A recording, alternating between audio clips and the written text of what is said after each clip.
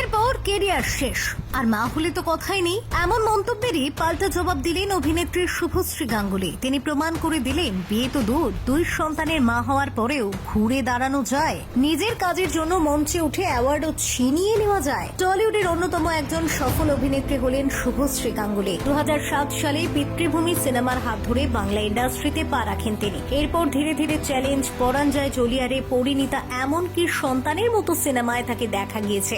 ইন্দুবালা ভাতের hotel web সিরিজে অভিনয় করে পুরস্কার জিতে নিয়েছেন এই অভিনেত্রী। কিছুদিন আগে মুক্তি পাওয়া বাবলি সিনেমার জন্য ফিল্মফেয়ার অ্যাওয়ার্ড থেকে সেরা অভিনেত্রীর পুরস্কার পান তিনি। এই পুরস্কার তার হাতে তুলে দেন বলিউড অভিনেতা রাজকুমার রাও। আর এই পুরস্কার পেয়ে আবেগ ঘন হয়ে শুভশ্রী জানান তার অপমানের জবাব দেওয়ার কথা। একটা সময় নাকি তাকে শুনতে হয়েছিল ইন্ডাস্ট্রিতে নায়িকাদের স্থায়িত্ব মাত্র 10 বছর, আর এর মধ্যে যদি বিয়ে হয়ে যায় বা বাচ্চা হয়ে যায় তাহলে নাকি আর কথাই নেই। তবে অভিনেত্রী তার এই পুরস্কারকে এমন কথার যোগ্য জবাব বলে মনে করছেন। এমনকি ইয়ালিনী জন্মের পর শুট করা বাবলি সিনেমার জন্য এত বড় সম্মান পেয়ে অভিনেত্রী গর্বিত। তবে কাজের ফাঁকে সন্তানদের নিয়ে দুষ্টু মিষ্টি মুহূর্ত এবং সপরিবারে ঘুরতে যাওয়ার ছবি ভিডিও ভাগ করে নেন অভিনেত্রী।